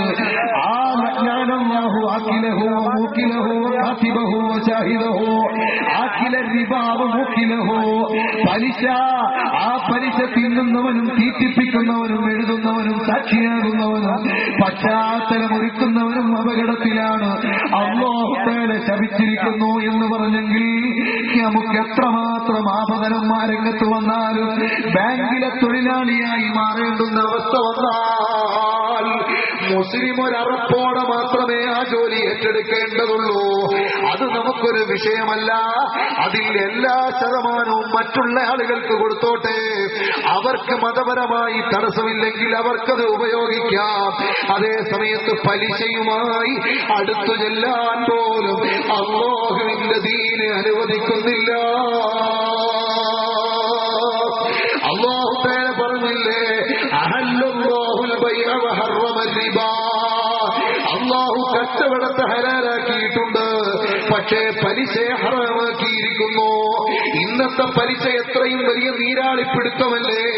ജാഹിലിയ കാലഘട്ടത്തിലെ അറബികളെ ഞെട്ടിക്കുന്ന പലിശയല്ലേ എന്നുള്ളത്.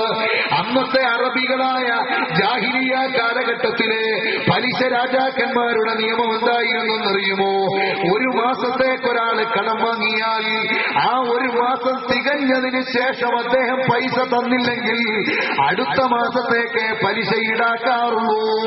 അതേസമയം ആധുനിക ലോകത്തെ പലിശ സമ്പ്രദായം എന്താ? 2 ലക്ഷം രൂപ ഒരു പാവപ്പെട്ടവൻ കടം ചോദിച്ചാൽ വന്നോളൂ നാളെ തന്നെ തരാമെന്ന് പറയുന്നു. പിറ്റേന്ന് 2 ലക്ഷം രൂപ കൊടുക്കേണ്ടയാളോട് രാവിലെ പോയി ഞാൻ പലിശക്കെടുത്തു തരാമല്ലാതെ നിവൃത്തിയില്ലെന്ന് പറഞ്ഞ് പാവപ്പെട്ടവൻ പലിശക്കെടുക്കാൻ വേണ്ടി പോകുന്നു. അവിടെ ചെന്ന് 2 ലക്ഷം കൊടുക്കാനുള്ള ബാധ്യതക്കാരൻ പിറകിലവിടെ വരുമ്പോ ഈ പലിശ കൂടാരത്തിൽ നിന്ന് ഇയാളുടെ കയ്യിലേക്ക് കിട്ടിയ പൈസ ഒന്ന് എണ്ണി നോക്കുമ്പോ 1,92,000 രൂപയേ ഉള്ളൂ. 8,000 രൂപ പലിശ എടുത്തുപോയി.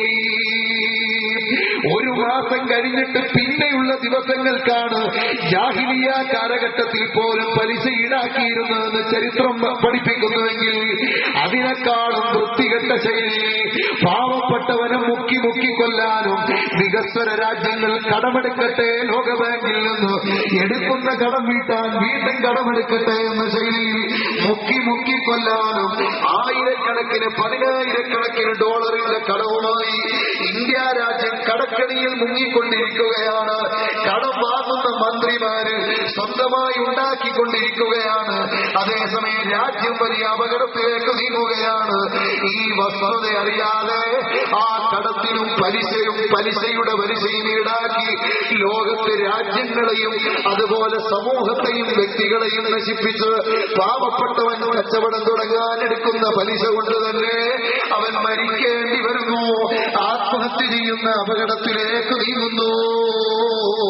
ഈ പലിശയുടെ സമ്പ്രദായത്തിന് ഒരു ചെറിയ ആനുകൂല്യം നൽകാൻ ഏത് ഉദ്യോഗമണ്ഡലത്തിലെ താഴ്ച കൊണ്ടും മുസ്ലിമിന് സാധ്യമല്ലല്ലോ.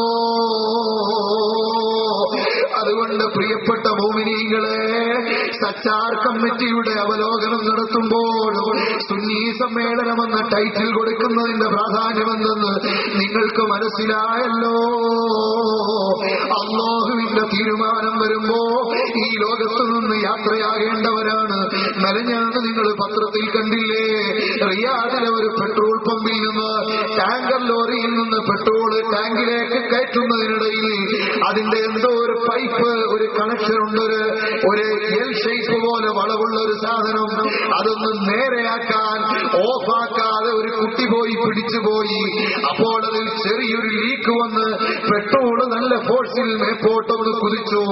അത്യുഷ്ണമുള്ള സൗദി അറേബ്യയിൽ ആ ഫോഴ്സിൽ പോകുന്ന പെട്രോള് മേപ്പോട്ട് വരേണ്ട താമസം തീ പിടിക്കുന്നതിന് വേറെ കാരണം വേണ്ട. ആ കുട്ടിയുടെ മുഖത്തേക്ക് തീയാളി കത്തി. അവൻ വായിലൂടെ വിഴുങ്ങിയ കുറച്ച് പെട്രോളിന്റെ പുകയും മറ്റും അവന്റെ നെഞ്ചിൽ തടഞ്ഞു നിന്നു. ശരീരം മുഴുവനും പൊള്ളി, തൊലി മുഴുവനും ഇളകിപ്പോയി. 80% പൊള്ളലേറ്റുവെന്ന് ആശുപത്രി അധികൃതർ വിധി എഴുതി. എല്ലാ സ്ഥലത്തും ദ്വാരക്കാരൊക്കെ വിളിച്ചു പറഞ്ഞു. പെട്ടെന്ന് വളരെ സുഖമാകുന്നത് പോലെ തോന്നി. പിറ്റേ ദിവസം തന്നെ സംസാരിക്കാൻ തുടങ്ങി. 13 ദിവസം ആശുപത്രിയിൽ കിടന്നു. അതിനിടയിൽ അവന്റെ ശരീരത്തിന്റെ തൊലി സാധാരണ തൊലിയുടെ വർണ്ണമാകുന്ന രീതിയിൽ ഒരു കെമിക്കൽ ട്രീറ്റ്മെന്റ് ഉണ്ട്. ആ കെമിക്കൽ ട്രീറ്റ്മെന്റ് ശരീരത്തിന് കുറച്ച് അസഹനീയമാണ്. എന്നാൽ ആ പാടുപെട്ട് കിടക്കുന്ന കെമിക്കൽ ട്രീറ്റ്മെന്റിൽ 2 യാസീൻ ഓതി തീരുന്ന സമയം കണ്ണടച്ചു പിടിച്ചുകൊണ്ട്, മനസ്സ് മുറുകെ പിടിച്ചുകൊണ്ട് ആ പ്രിയപ്പെട്ട 22കാരൻ കിടന്നിരുന്നു. 2 യാസീൻ പൂർണ്ണമായി ഓതിക്കഴിയുമ്പോ ഞാൻ അപ്പോഴാണ് വേദനയെ കുറിച്ച് ചിന്തിക്കുന്നത് തന്നെ. അപ്പൊ തന്നെ എന്നെ പുറത്തേക്ക് എടുക്കാറുണ്ട്. ഡോക്ടർമാരെ പോലും അത്ഭുതപ്പെടുത്തി. ആ 2 യാസീൻ ഓതുന്ന നീണ്ട ടൈം സ്വന്തം താല്പര്യപൂർവ്വം തന്നെ അതിനകത്ത് കിടന്ന ആ കുട്ടി സുഖമായി വരുമ്പോ ഈ നെഞ്ചിൽ തടഞ്ഞിരുന്ന പുക കൊണ്ട് ഒരു ചെറിയ ഇൻഫെക്ഷൻ ബാധിക്കുകയും ആ കുട്ടി ലോകത്തോട് വിട പറയുകയും ചെയ്തു. അതേപോലെ നിങ്ങൾ കേട്ടില്ലേ, കല്ലടയാർ എന്ന് പറയുന്ന ജലവൈദ്യുത പദ്ധതിയുള്ള കല്ലടയാറിന്റെ തീരത്ത് ഒരു മരക്കച്ചവടത്തിന് നിൽക്കുമ്പോ നായ വന്ന് ഓടിച്ചു. നായ ഓടിച്ചപ്പോൾ പെട്ടെന്ന് വെള്ളത്തിലേക്ക് ഇറങ്ങിയാൽ നായ കടിക്കില്ലെന്ന് കരുതി വെള്ളത്തിലേക്ക് ഇറങ്ങി. പക്ഷേ മണലൂറ്റ് മാഫിയകൾ വൻ കുഴികൾ സൃഷ്ടിച്ചിരുന്നത് കരയ്ക്ക് തന്നെയായിരുന്നു. ആ കുഴിയിൽപ്പെട്ട് 22 വയസ്സുകാരനായ നിഷാദ് എന്ന് പറയുന്ന കുട്ടി, ആ കുട്ടി ലോകത്തോട് വിട പറഞ്ഞു. അതുകൊണ്ട് എന്റെ കർമ്മരംഗത്തുള്ള പ്രിയപ്പെട്ട യുവാക്കളെ, ഏത് സമയമാണ് നമുക്ക് ആഖിറത്തിലേക്ക് പോകേണ്ടി വരിക, ഇത് നമുക്ക് ആലോചിക്കാൻ കഴിയില്ല.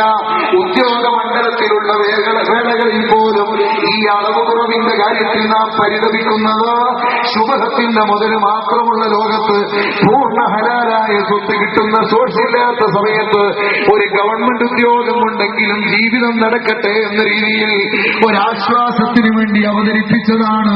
അതേ സമയത്ത് നമ്മുടെ യഥാർത്ഥ ലോകം ആഖിറമല്ലേ, അവിടെ കേടായി പോകുന്നൊരവസ്ഥയും വരരുത് കേട്ടോ.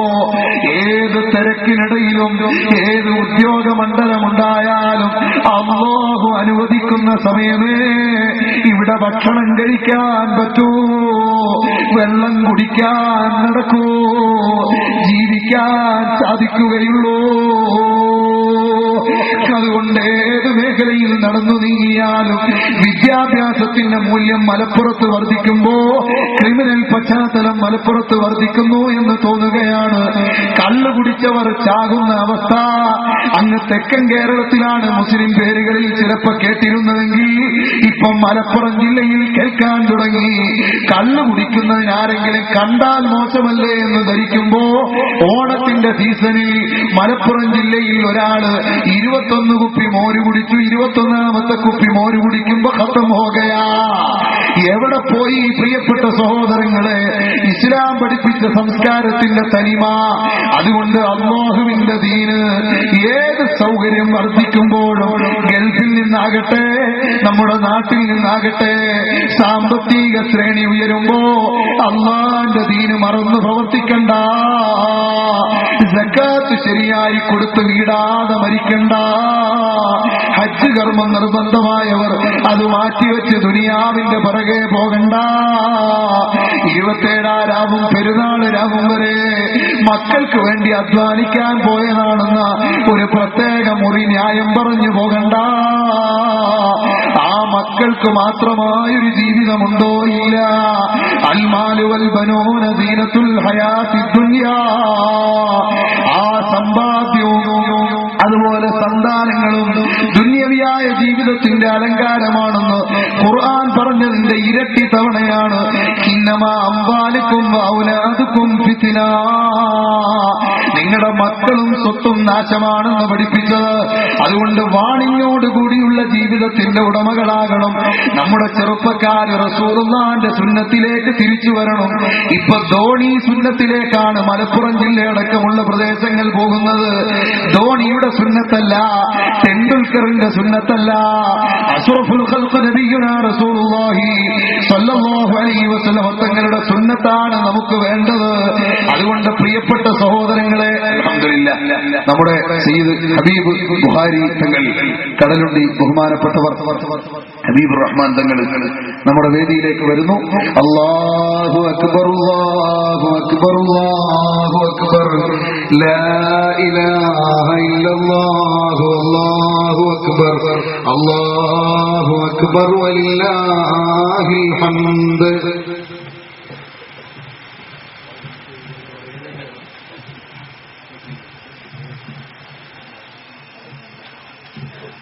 പ്രിയപ്പെട്ട സഹോദരങ്ങളെ, ഇനി ഞാൻ നീട്ടുന്നില്ല. ബഹുമാനപ്പെട്ട സയ്യിദ് അവர்கள் നമ്മുടെ മജ്‌ലിസിൽ വന്നു. ഞാൻ പറഞ്ഞത് നമ്മുടെ എല്ലാ വിഷയങ്ങളെക്കാളും വലുത് ആഖിറത്തിലെ വിജയമാണ്, അല്ലാഹുവിന്റെ അടുക്കലുള്ള വിജയമാണ്. അത് നമ്മൾ ലക്ഷ്യം വെച്ചുകൊണ്ട് പോകണം. സമ്പത്തിന്റെ നിർവ്വയിലൂടെ നടന്ന, കൊട്ടാരത്തിൽ ജീവിച്ച, സർവ്വസുഖങ്ങളെയും അനുഭവിച്ചുകൊണ്ട് കഴിഞ്ഞുകൂടിയ മഹാനായ ഇബ്രാഹിം അദ്ഹം റളിയല്ലാഹു അൻഹു അതാ അല്ലാഹുവിനെ ഓർത്തുകൊണ്ട് ഇറങ്ങി പുറപ്പെട്ടപ്പോൾ പരിശുദ്ധമായ കഅബ തവാഫ് ചെയ്യുന്നൊരു വേള മഹാനായ ഇബ്രാഹിം അദ്ഹം തങ്ങള് ഒരുപാട് ആളുകൾ ശ്രദ്ധിക്കുന്ന ഒരു ചെറുപ്പക്കാരനെ ബഹുമാനപ്പെട്ടവരും ഒന്ന് നോക്കേണ്ടി വന്നു. ആ ചെറുപ്പക്കാരൻ സുമുഖനാണ്, സർവാംഗ സുന്ദരനാണ്, അതേപോലെ ഇബാദത്തിൽ അങ്ങേയറ്റം ലദ്ദത്തുള്ളയാളാണ്. കഅബയുടെ കില്ല പിടിച്ച് കാര്യമായി കരഞ്ഞു ദുആയിരക്കുന്ന ചെറുപ്പക്കാരനാണ്. ഹജറുൽ അസ്വദിന്റെ അടുക്കൽ മുത്തി മണത്തുകൊണ്ട് ആ പരിശുദ്ധമായ സവിധത്തിൽ മുഴുവനും വൈകാരികമായി, വിവേകപൂർണമായി, ശരിയായ സമർപ്പണ ബുദ്ധിയോടെ ആ ഇബാദത്തിന്റെ രസം അനുഭവിക്കുന്ന ചെറുപ്പക്കാരനെ കണ്ടപ്പോ എല്ലാവരും അങ്ങോട്ട് ശ്രദ്ധിക്കുകയാ. ആത്മഹർഷത്തോടെ നോക്കുന്ന ചെറുപ്പക്കാരനെ ഇബ്രാഹിം അദ്ഹം നോക്കിയിട്ട് കരയുകയാണ്. ആ കരഞ്ഞപ്പോൾ എന്തേ കരയാൻ കാരണമെന്ന് ചോദിക്കുന്ന സമയം നിങ്ങൾക്കറിയില്ല, ആ ചെറുപ്പക്കാരൻ എന്റെ മകനാണ്. ഞാൻ എന്തുകൊണ്ടാണ് കരയുന്നതെന്നറിയുമോ? കുറെ കാലമായി എന്റെ മകനെ കാണാഞ്ഞിട്ട് വിശുദ്ധ കഅബ ശരീഫിൽ വെച്ച് നല്ല സന്തോഷകരമായ ഇബാദത്തിൽ മുഴുകുന്ന മകനെയാണല്ലോ കണ്ടതെന്ന കരച്ചിലല്ല, സന്തോഷത്തിന്റെ കണ്ണുനീരല്ല, അല്ലാഹുവിന്റെ അടുക്കൽ ഒരു കുറ്റബോധം വന്ന കണ്ണുനീരാണ്. എന്താണ് ആ കുറ്റമെന്നല്ലേ? ഞാൻ റബ്ബിന്റെ കോടതിയിൽ അല്ലാഹുവിന്റെ മുന്നിലേക്ക് ഇറങ്ങി വന്നത്. അതാ ഇലൈക ഫിറാരി യാ റബ്ബ് യാ അല്ലാഹ്, ഫിറാരി ഇലൈക യാ റബ്ബ്, റബ്ബേ നിന്നിലേക്ക് ഞാനിതാ വരുന്നു എന്ന് പറഞ്ഞിറങ്ങിയവനാണ്. കൊട്ടാരവും സർവ്വസുഖങ്ങളും ത്യജിച്ച് ആ കൊട്ടാരവും പറുദീസയും മക്കൾക്ക്, കുടുംബത്തിന് വിട്ടുകൊടുത്ത് ഏകാന്ത പതികനായി അല്ലാഹുവേ നിന്റെ മാർഗത്തിലിറങ്ങിയ ഞാൻ കഅബ ശരീഫിന്റെ പരിസരത്ത് നല്ല രീതിയിലാണ് മകനെ കണ്ടതെങ്കിലും മകനെ കണ്ടപ്പോൾ മകനെന്ന ചിന്താഗതി എന്റെ മനസ്സിലൊരു സ്വാധീനം ചെലുത്തിയല്ലോ. ഒരു ഇൻഫ്ലുവൻസ്, ഒരു സ്വാധീനം ചെലുത്തിപ്പോയല്ലോ. ഞാൻ റബ്ബേ നിന്നോട് പറഞ്ഞ വാക്കിന് അതെതിരായി പോകുമോ എന്ന് ചിന്തിച്ച് ഇബ്രാഹിം അദ്ഹം തങ്ങൾ കരഞ്ഞെങ്കിൽ ചെറിയൊരു സാമ്പത്തിക സൗകര്യമുണ്ടാകുമ്പോഴേക്ക് പിന്നെ ഹറാമും ഹലാലും വേർതിരിച്ച് ചിന്തിക്കുന്ന സ്വഭാവം മുസ്ലിമിന് നഷ്ടപ്പെട്ടു പോകുന്നു. വേഷവിധാനങ്ങളിലടക്കമുള്ള കൾച്ചറുകളിൽ ഇസ്ലാം പറഞ്ഞ സർവനിഷ്ഠകളും പാലിക്കാതെ അല്ലാഹു വെറുത്ത വേഷങ്ങളിലേക്ക്, പാശ്ചാത്യം വെച്ചു നീട്ടിയ കോമാളിത്തരങ്ങളുടെ വേഷങ്ങളിലേക്ക്, ഏതെങ്കിലും ക്രിക്കറ്റ് പോലത്തെ കളികളിൽ ഒരു ഹരം വന്നുപോയി ചെറുപ്പക്കാരന് കുഴപ്പമില്ല. അതിന് വിട്ടിട്ട് അല്ലാഹുവിന്റെ ദീന് കളഞ്ഞുകൊണ്ട് നിസ്കാരം കളാക്കിക്കൊണ്ട് ഔറത്ത് മറക്കാതെ കണ്ട് അല്ലാഹുവിന്റെ ദീന് മാറിയിട്ട് ആ ക്രിക്കറ്റ് താരങ്ങളുടെ സുന്നത്തെടുത്ത് അത് വെച്ചുകൊണ്ടുള്ള ചര്യയെടുത്തുകൊണ്ട് നീങ്ങുന്ന ആ ഒരു സ്വഭാവം വേണ്ട. നമുക്ക് ആഖിറമാണ് വലുതെന്ന ചിന്ത വേണം. ഞാൻ എന്റെ സംസാരം നിർത്തട്ടെ. അതേ ഇബ്രാഹിമിന് റളിയല്ലാഹുവിന്റെ അരികിൽ ഒരിക്കൽ ഒരാൾ വന്നിട്ട് ചോദിക്കുന്നു, ഈ പ്രദേശത്ത് VIP-കളുടെ വീട് എവിടെയാ ഉള്ളത്? സാധാരണ നമ്മൾ ഖാദിസിയക്കോ അല്ലെങ്കിൽ മർക്കസിനോ മഅദിനോ അങ്ങനെ എന്തെങ്കിലും ഒരു സ്ഥാപനത്തിന് സംരംഭത്തിന് പിരിവിന് വേണ്ടി പുത്തന്തരു അങ്ങാടിയിൽ വന്നു എന്ന് കരുതുക. അപ്പോ കണ്ട പ്രവർത്തകരോട് ചോദിക്കുമല്ലോ, ഇവിടെ അല്പ സാമ്പത്തികവും അതേപോലെ സഹായഹസ്തം നീട്ടുന്നതിന് മനസ്സുമുള്ള ആളുകൾ എവിടെയാ എന്ന് ചോദിക്കുമ്പോ കാണിച്ചു തരാൻ പറയുന്നത് പോലെ പേഴ്സണലായ ആവശ്യത്തിന് വേണ്ടി, വ്യക്തിപരമായ ഒരു ആവശ്യത്തിന് വേണ്ടി ഇവിടുത്തെ VIP-കളൊക്കെ എവിടെയാ താമസിക്കുന്നത് എന്ന രീതിയിൽ VIP-കളുടെ ഏരിയ എവിടെയാണ് എന്ന് ഇബ്രാഹിമിന് തങ്ങളോട് ചോദിക്കുമ്പോ ഇബ്രാഹിമിന് തങ്ങൾ പറഞ്ഞു, അല്പം മുമ്പോട്ട് പോകുക, എന്നിട്ട് വലത്തോട്ടൊന്ന് ടേൺ ചെയ്തു നോക്കിയാൽ അവിടെ മുഴുവനും VIP റെസിഡൻഷ്യൽ ഏരിയയാണ്. അത് കേട്ടുകൊണ്ട് ഈ പാവപ്പെട്ടവൻ പെട്ടെന്ന് ഓടിയ മൂലയിലെത്തി വലത്തേക്ക് തിരിഞ്ഞു നോക്കുമ്പോ സുബ്ഹാനല്ലാഹ്, നിരന്ന് ഖബറുകളുള്ള വിശാലമായ മഖ്ബറയാണ്. ഇത് കണ്ട് ദേഷ്യം പിടിച്ച മനുഷ്യൻ തിരിച്ചു വന്ന് ഇബ്രാഹിം തങ്ങളെ തല്ലാൻ തുടങ്ങി. എന്താ മനുഷ്യ, ഞാൻ മരിക്കാൻ വേണ്ടി ചോദിച്ചതാണോ? നിങ്ങൾ എന്ത് പണിയാ കാണിച്ചത്? തല്ലിക്കൊണ്ടിരിക്കുമ്പോ അല്ലാഹുവിന്റെ ഹിഫ്ളുണ്ടല്ലോ, മഹാന്മാർക്ക് പടച്ചവൻ വെച്ചിട്ടുള്ള ഹിഫ്ള്. ഒരു പറ്റം ഉലമാക്കൾ പെട്ടെന്ന് അവിടെ പ്രത്യക്ഷപ്പെടുകയാണ്. അവർ ഇബ്രാഹിം തങ്ങളെ തിരിച്ചറിഞ്ഞു. ഈ മനുഷ്യനെ പിടിച്ചു മാറ്റിയിട്ട് നീ ആരെയാ തല്ലിയത്? റഈസു സുഹാദ് ഇബ്രാഹിം അദ്ദേഹമല്ലേ? എന്തൊരു അപാകതയാണ് കാണിച്ചതെന്ന് ചോദിക്കുമ്പോഴും ഇദ്ദേഹത്തിന്റെ വികാരവും ദേഷ്യവും അടങ്ങാതെ, ഏത് തങ്ങളായാലെന്താ, ഞാൻ ചോദിച്ചപ്പോ കബറ് കാണിച്ചു തരുന്നു, മരിക്കാമെന്നതാണോ ഞാൻ എന്ന് ചോദിക്കുമ്പോ തങ്ങളോട് ചോദിച്ചു, തങ്ങളെ അദ്ദേഹം VIP ഏരിയ ചോദിച്ചപ്പോ അത് കാണിച്ചു കൊടുത്തതിന്റെ രഹസ്യം എന്താണ്? സർവ VIP-കളുടെയും വീട് അതല്ലേ, VIP-കളും അവിടെയല്ലേ കിടക്കുന്നത്. കൊട്ടാരം വിട്ടെറിഞ്ഞ ഞാനും അതിലൊരു വീട് നോക്കി നടക്കുകയല്ലേ. ഇബ്രാഹിമിന് തങ്ങളോട് ചോദിച്ചു, ഇത് സത്യമാണെങ്കിൽ അങ്ങ് പറഞ്ഞു കൊടുത്ത ഈ ഹഖീഖത്തിന് വേണ്ടി ഈ മനുഷ്യൻ തല്ലിക്കൊണ്ടിരിക്കുമ്പോ ആ തല്ലുന്നയാൾക്ക് സ്വർഗം കിട്ടണേ എന്ന് ദ്വായിരുന്നത് എന്തിനാണ് തങ്ങളെ? അയാൾ എന്നെ തല്ലുമ്പോ എനിക്ക് സ്വർഗം കിട്ടിക്കൊണ്ടിരിക്കുന്നുണ്ട്, ഈ പാവപ്പെട്ടവന് സ്വർഗം കിട്ടാതിരിക്കണ്ടല്ലോ എന്ന് പറഞ്ഞുകൊണ്ടാണ് തല്ലിയത്. അല്ലെങ്കിൽ തല്ലുകൊള്ളുമ്പോ തന്നെ അവിടുത്തേക്ക് ദ്വായിരുന്നു കൊടുത്തതെന്ന് ഇബ്രാഹിം തങ്ങൾ പ്രതികരിക്കുന്നു. അതുകൊണ്ട് പ്രിയപ്പെട്ട സഹോദരങ്ങളെ, ആഖിറത്തെ കുറിച്ചുള്ള ചിന്ത വേണം. എല്ലാ സമയത്തും ആദർശബോധം നിലനിർത്തണം.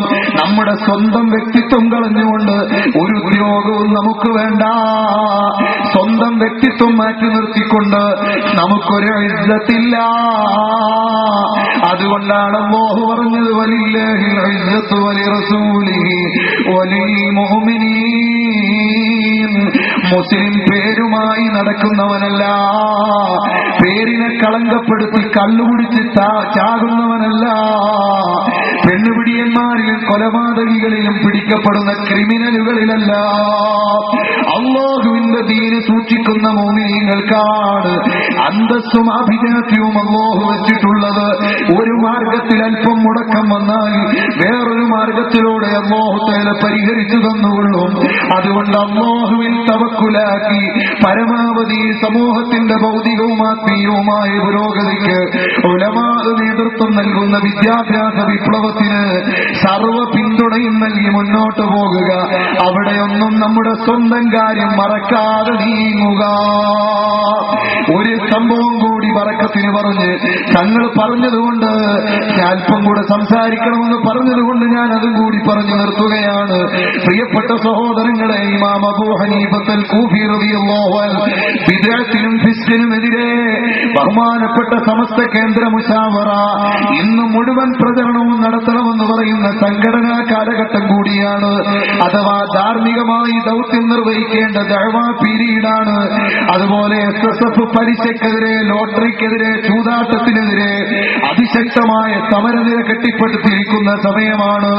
മാത്രമല്ല, എല്ലാ വിദേഹത്തിനും അധാർമികതയ്ക്കുമെതിരെയുള്ള പ്രബോധനത്തിന്റെ കരുത്ത് നേടാൻ SYS 14 ജില്ലകളിലും നീലഗിരിയിലും ജില്ലാ സമ്മേളനങ്ങൾ ഡിക്ലെയർ ചെയ്യുന്നതിനുള്ള മുന്നൊരുക്കത്തിലാണ്.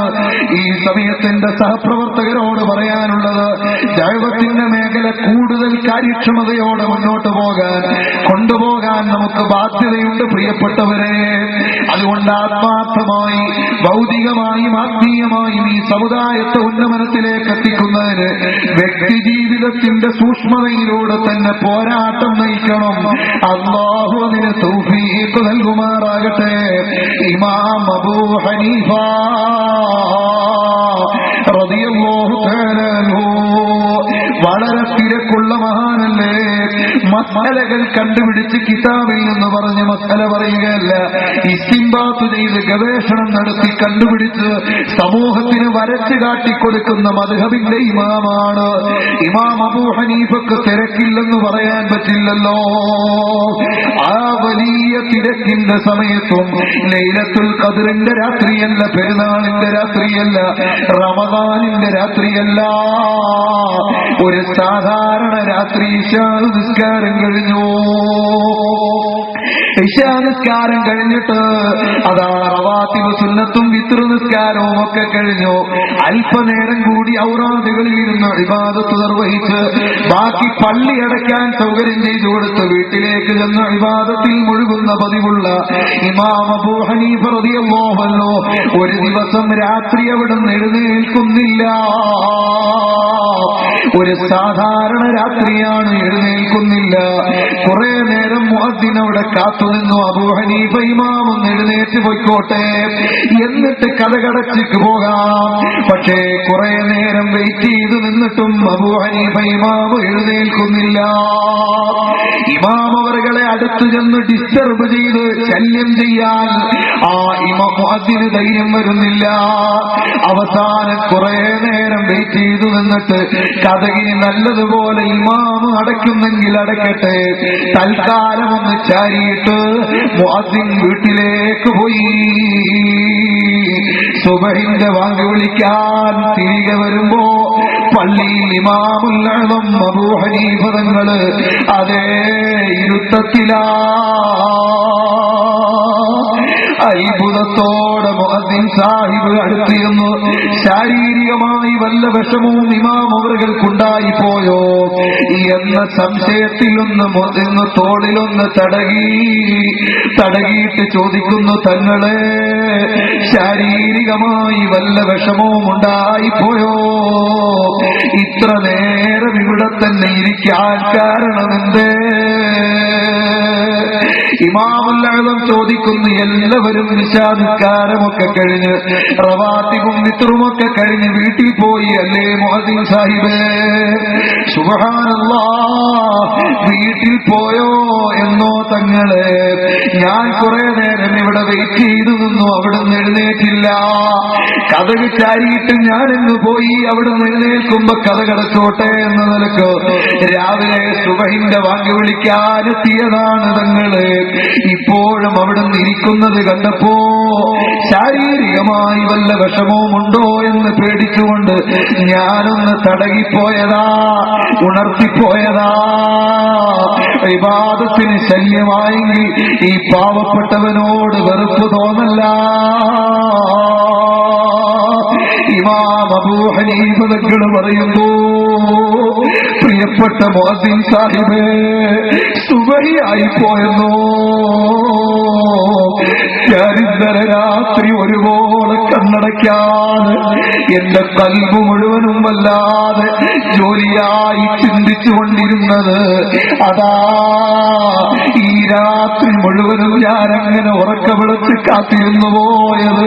ومن يعمل مثقال ذرة خيرا يره ومن يعمل مثقال ذرة شرا يره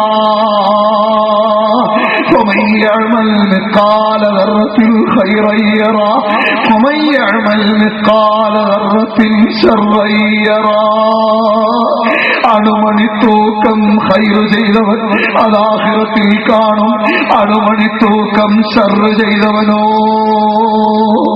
തൗബ ചെയ്തു മടങ്ങിയില്ലെങ്കിൽ അതും ആഖിറത്തിൽ അഭിമുഖീകരിക്കേണ്ടി വരുമെന്ന് ആ ചെറിയ ആയത്ത് ചിന്തിച്ച് ഞാനങ്ങുറക്കമിളച്ചിരുന്നു പോയി.